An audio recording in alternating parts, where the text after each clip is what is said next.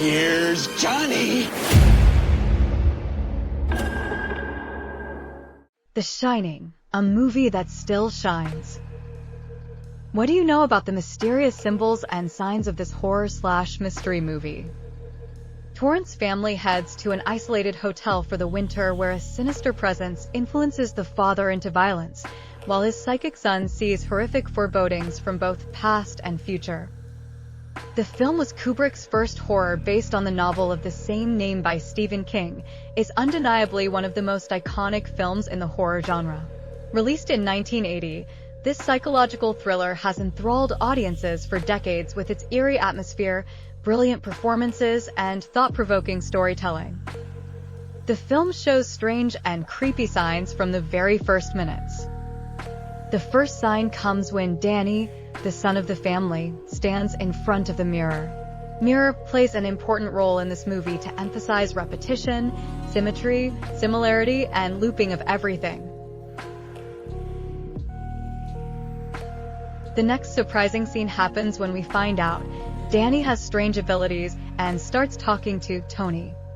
Tony is never shown in the film, leaving his appearance entirely to the imagination.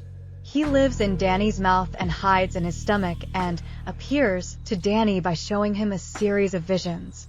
He manifests himself through young Danny's finger wagging.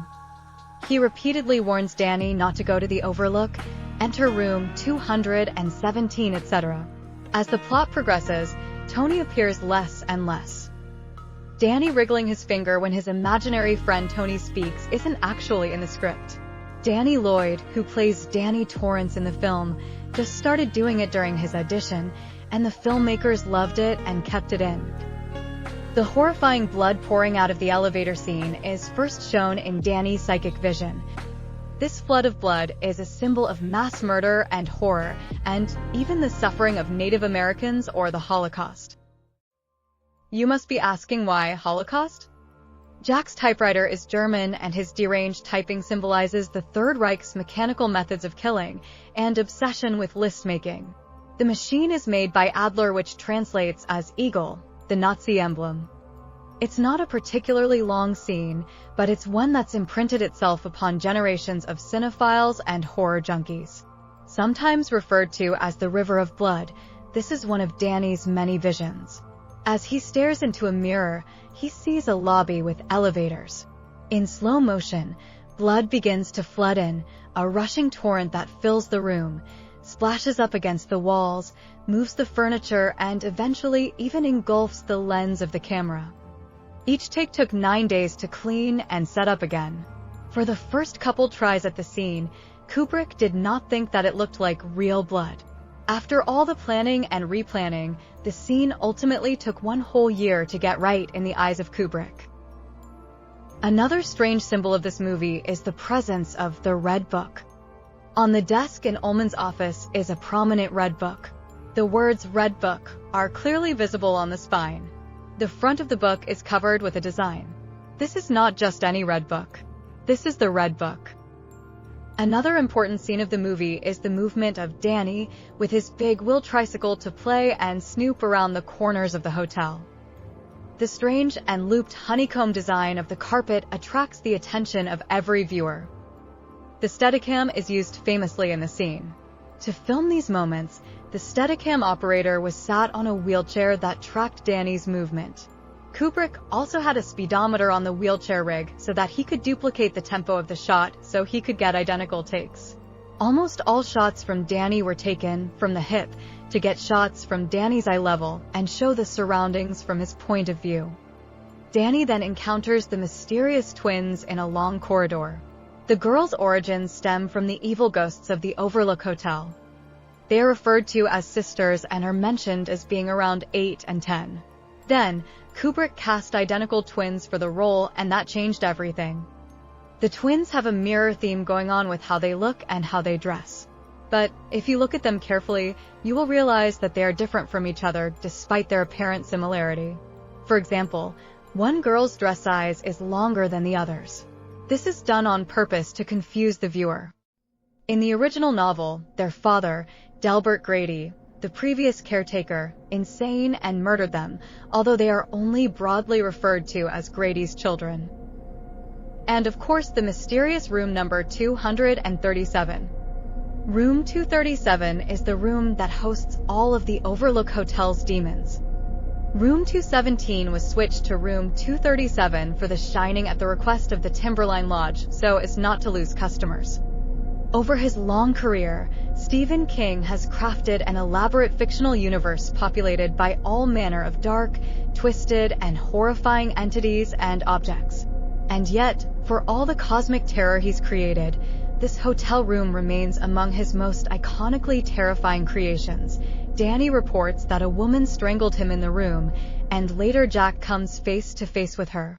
At first beautiful, she transforms as they embrace, revealing herself to be an elderly woman whose skin is rotting away. It's one of the most famous scenes in the history of the genre, and it remains scary even after repeat viewings. The young woman in the bathtub of room 237 was played by Leah Beldam. When Jack starts kissing her and stares into the mirror, he sees that she's transformed into a decaying old woman, played by Billy Gibson. The young woman is the symbol of temptation, sin, and devil, and the old woman is the symbol of horror and destruction and death. Stanley Kubrick's iconic Stephen King adaptation is intentionally dense and even nonsensical at times. The scene with the bear suit seems absurd and grotesque even by the standards of the rest of the movie, but the shining bear man does have a disturbing and specific implication. An unexpected meeting with a bear man is a symbol of unexpected events. Jack's gold room conversations with Lloyd the bartender and Delbert Grady were just Jack talking to himself, indicated by the presence of reflective surfaces Jack stares into during these scenes: mirrors, shiny metal doors. The repeated presence of mirrors during Jack's ghost conversations has been noted by film critics, but the one exception seems to be when Jack talks to Grady through the door of the storeroom. The unlocking of the storeroom from the outside is generally accepted as the final indicator that the hotel is in fact haunted and the ghosts real. However, there are details that conflict with this. The mirror concept is present here, but in a slightly different form to the other scenes. The inside of the storeroom door is a flat steel surface that gives a blurred reflection. In other words, it's a symbolic mirror and Jack is again talking to himself. However, when Jack is talking to Delbert Grady in the men's restroom, it's no longer Jack Torrance, but Jack Torrance's father, who was abusive to Jack in his childhood. Delbert Grady is not the former caretaker who murdered his own family at the Overlook, but the father of Charles Grady, the actual murderer mentioned earlier by Mr. Ullman, hence the difference in first names. This, per Ager, was Kubrick's densely coded means of conveying the concept of generational abuse of children by their fathers. All work and no play makes Jack a dull boy. Perhaps the most well-known scare from the whole movie, this horrifying moment comes as Wendy Torrance finally realizes that her husband has lost his mind and had been losing it for quite some time. At the end of the film, there is a spooky black and white photograph that depicts a crowd gathered at the fictional Overlook Hotel for a formal July 4th ball in 1921. The photo is a real one, actually from the 1920s, with one small exception. The face of Jack Torrance, played by Jack Nicholson, has been photoshopped onto the body of the man featured in the very front. This man from the original image replaced by Jack's. In the final scene of The Shining 1980, when the camera zooms in on a photo, Jack Torrance is one of the most mysterious endings in the history of cinema. You can be seen in the Baphomet pose that was used in religious satanic statues. Jack's position in the final photo is the same as the tarot card position for Baphomet, and the woman sitting next to him has the figure of Lady Justice. Other symbols can be seen in this photo. An interesting aspect of all this is the role of alcohol. The liquor that appears at the bar in the gold room is certainly imaginary. There was no liquor in the room when Jack walked in. Ullman also told the Torrances while showing them the gold room that it is hotel policy to always remove all the booze from the premises during the winter break to lessen the insurance costs. The only other way Jack could have gotten a real drink would have been for him to sneak his own supplies to the hotel. An interesting visual connection is that when Jack takes his first sip of a drink in the gold room, his face suddenly takes on a gaunt look with his eyes rolled slightly into his upper eyelids. This is virtually the same expression his frozen corpse has at the end of the film, and even the shot size and angle are identical. The whole film is a metaphor for the CIA's mind control program, at least for those who know about MK Ultra, a project that was an illegal human experiments program designed and undertaken by the U.S. Central Intelligence Agency CIA to develop procedures and identify drugs that could be used during interrogations to weaken people and force confessions through brainwashing and psychological torture. The Overlook Hotel is functioning in that way on Jack, and he is affected by secret experiments. An early scene in The Shining introduces us to the Overlook Hotel's on-site maze as Wendy and Danny head into it for a fun day out. The maze comes back in the climactic sequence with a much more terrifying bent. The confusing geography of the maze, the use of Steadicam technology, and Jack Nicholson and Danny Lloyd's compelling performances combine to make this a frightful climax. Kubrick figured he should find a book he could adapt to create his hopefully successful film. Kubrick was known for his meticulousness as a director and for being demanding of his cast and crew. As such, he was not afraid to tinker with the movie as it went along. Kubrick was changing his shooting script all the time, sometimes multiple times a day. Duvall, like Kubrick, was particular about her craft. This did not lead to a great working relationship. As the director and a man who was not afraid to throw his weight around, Kubrick had the upper hand in their battle. Duvall found the experience so stressful that she got sick while shooting, and her hair even began to fall out. Movie Wendy is a wuss. It's a well-known fact that Stephen King is not the biggest fan of Kubrick's adaptation, and the movie version of Wendy Torrance is a major contributing factor to his opinion. In King's novel, Wendy is a strong force and protective mother who does anything she can to protect her son from the hotel and her increasingly psychotic husband. In the film, she's far more submissive, defending Jack's abuses when speaking to others and showing passivity towards his aggression and belligerence. She also cries a lot. King took offense to this portrayal of his strong character, calling her the most misogynistic character ever put on film. A new technology proved vital to filming. Had they tried to make The Shining a few years sooner, it might have looked different. That's because the movie makes use of the Steadicam, something that film viewers are now used to. Back then, though, it had been used a half dozen times or more at most. The Shining was one of the very first films to ever use the Steadicam. The Shining has inspired many a parody. Kubrick did 148 takes of a single close-up shot, driving a man to tears. Scatman Crothers, who played the role of Dick Halloran, was not actually an actor, but a musician and also a friend of Jack Nicholson. Upon the recommendation of Nicholson, Kubrick hired Crothers to play the part of the cook at the Overlook Hotel, who also shared Danny's gift of The Shining. Needless to say, the inexperienced actor had a terrible time working with Kubrick, a man known to drive veteran actors to the breaking point. He would often ask Crothers to repeat a simple scene 20 or 30 times. At one point, Crothers finally broke down in tears and asked the director, "What do you want, Stanley? What do you want?" His pleas apparently went unanswered. The scene where Crothers is talking to Danny about his grandmother's Shining set a world record of 148 takes of what amounted to just one single close-up shot. Kubrick's secretary had to write the same line over and over for 500 pages in 5 different languages.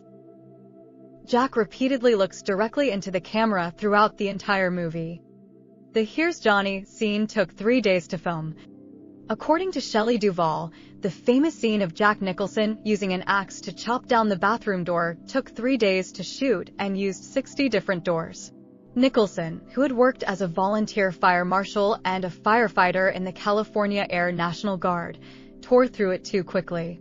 So yes, every time Jack tore open the door and said, "Here's Johnny," the production crew would have to clean up the mess and put up a new door. The set was built at Elstree Studios in England.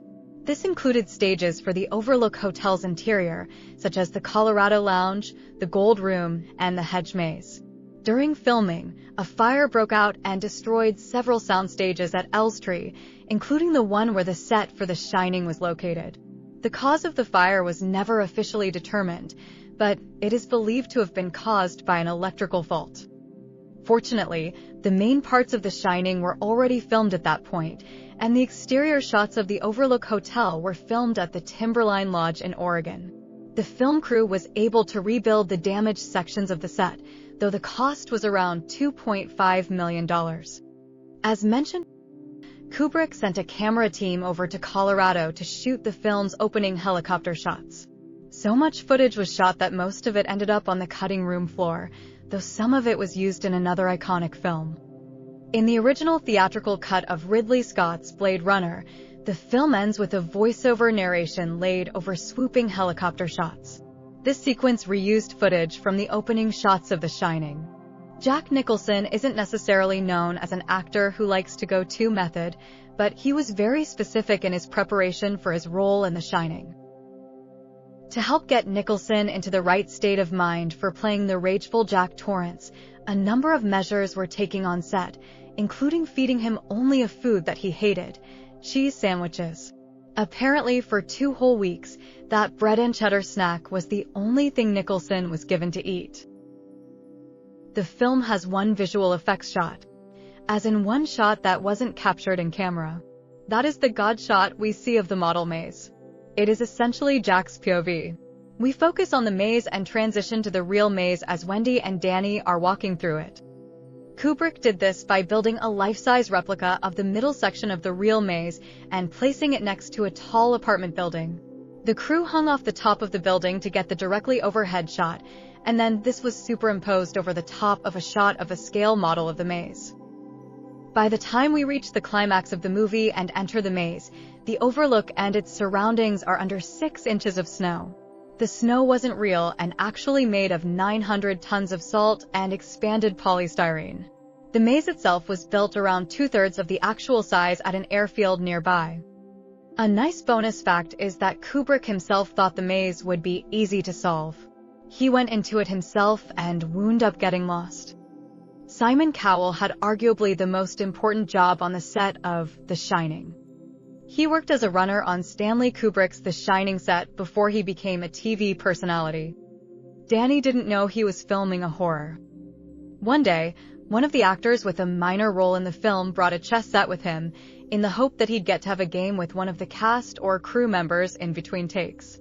Kubrick, who was a big fan of chess and was very good at the game, spotted the chess set and canceled filming for the rest of the day so that he could play chess with the actor.